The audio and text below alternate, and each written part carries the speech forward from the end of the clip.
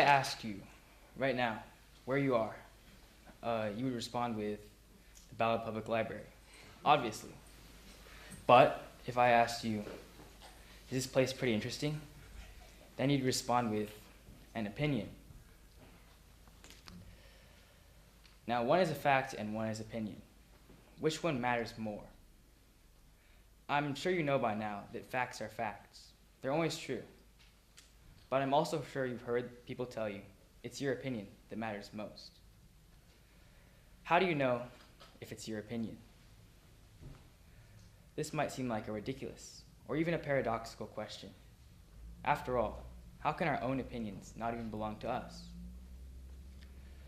An ordinary-looking photo taken at the Great Wall of China led an 8-year-old boy to this rabbit hole. And that was me. Oh. Growing up half Chinese, it always felt like there were two me's. There was the me that most people saw and knew, and this me spoke English. But I also had a second side. This me only spoke Chinese and interacted with my Chinese family and friends. It was not just a language that separated these two sides, but it was also ideas, personalities, and opinions, things that make a person. I've been to China a few times in my life to visit my family. The first time I went was in 2017. I remember feeling excited, nervous, didn't know what to expect, and I had to pee. I remember that year, American tourism was very common. Written under most Chinese billboards and signage, there was English translations. It was this odd feeling that both halves of me were alive at the same time. There was this one moment I remember at the Great Wall of China when we were taking pictures and this tourist came up to us. She was Chinese and she wanted us to take a picture for her. As we lined up our camera, she stopped us because she wanted the picture to be with somebody, but not just anybody. She asked for the American girl, my sister. The craziest part was she didn't even know us. Yes, I was a little grouchy that nobody wanted my picture. Yeah, and looking back, I can see why. But even then, I wondered how taking a picture with an American girl was so important to a Chinese woman visiting a Chinese monument. I also visited China last summer. Even though we hadn't gone in 4 years, the experience couldn't have felt more different. I remember when we arrived in the airport, we were immediately separated for being non-citizens. The process of getting through customs was an interrogation. To further contrast the trip in 2017, a lot of the translations were gone from the billboards and signs, and there wasn't a single American tourist the whole time over the 3 weeks and the 2 cities we visited. One of the most memorable moments from that trip was when we were in a cafe and my mom's friend from high school brought up our appearances. She said, "I can see some Chinese in your son, but you can't tell there is any Chinese in your daughter." I remember the heavy pause and the silence in the room after that statement. As an American, I can clearly see something changed in China. But what changed in America? First, you should look to yourselves. What do you think about when China is brought up?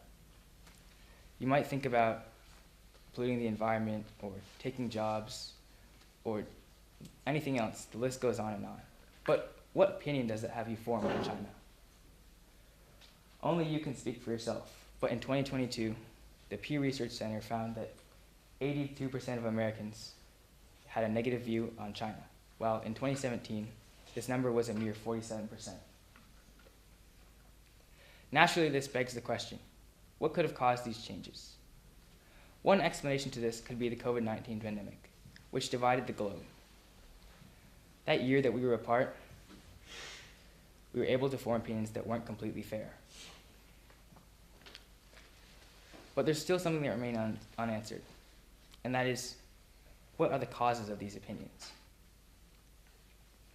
In 2021, the Pew Research Center asked adult Americans why they held a negative view on China.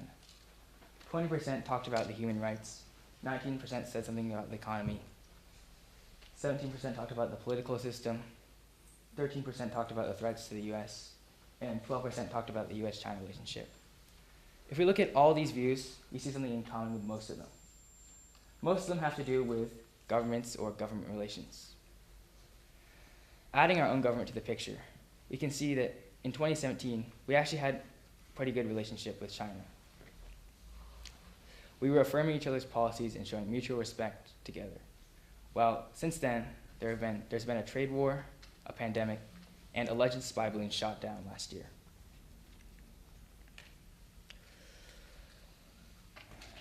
Now, the opinion between the people of our two countries and the relationship between the governments of our two countries has broken down at around the same time. What could this mean? Could our governments be manipulating our opinions to match their agenda? Is that what I saw in China? And that what the studies and surveys have shown?